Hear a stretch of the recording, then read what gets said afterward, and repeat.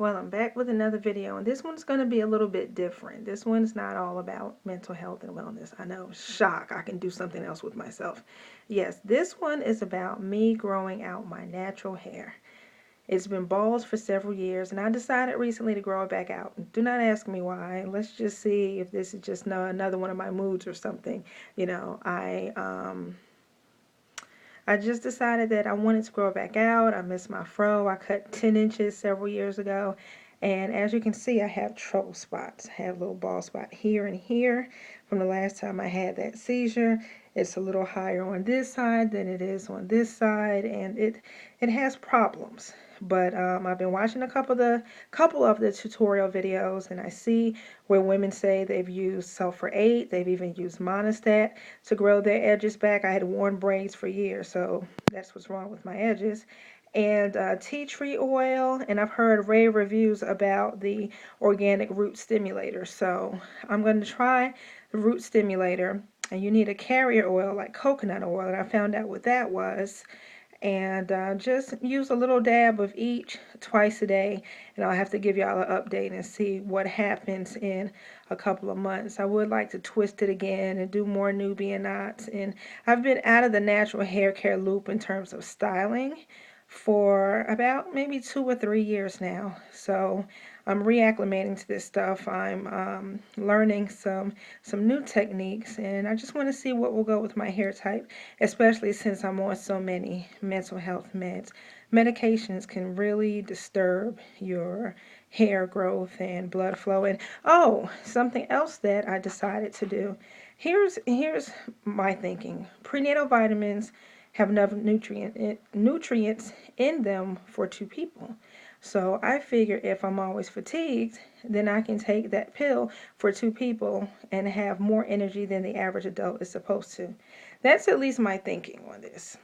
Um, I actually talked to my physician, and she told me that it was okay to take the prenatals, and that was make my hair and nails grow.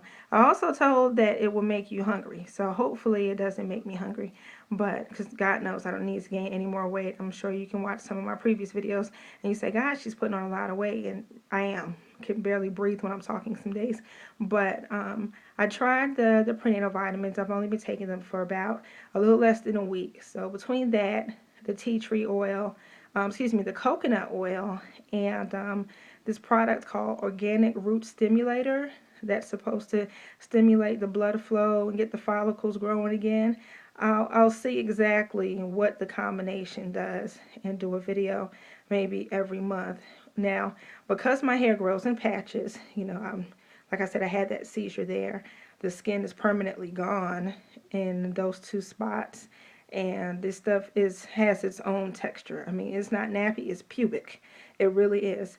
I decided that I was going to cut all of it off to the same length and keep doing that as it grows. Like, for example, you can't see the back, but in the back of my head, like where a baby would sleep, you have that bald spot there basically, and then towards the lower part by my neck, it's growing out, and it's growing in more of a wave pattern. That part in the top of my head is the only areas that will actually wave up. So I have, hair growing in the back, like a bald spot in the middle. It's thin on the sides and thick on the top. I'm bringing the shag back. It's crazy. So I'm just trying to let it grow out. My barber told me just go ahead, let it grow wild, get your Ceely and Nettie on, and then we'll shape it up as we go. But it needs to get used to growing out, being moisturized, brushed and combed 10,000 times a day, and all that business. The fuss of hair care, I tell you. But I just wanted to, let you guys know that, share that with you, in case you see my hair looking a little wild in some videos. But I will be back with another natural hair care update so you can see what's going on and the status of this soon-to-be wild beast. All right. Last thing I want to leave you with is this. It is Veterans Day, and there's a lot of PTSD awareness now. That's all well and good. It is needed. However, understand that trauma is trauma regardless of the source, and you don't suffer any worse than anyone else because you were in service and really survived some horrific things. You have people outside of uniform who have survived some horrific things.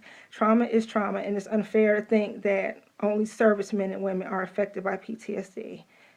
So to all the PTSD sufferers out there, I hope you get well. Okay? Wellness wishes. Thanks a lot, guys. I'll see you in the next video.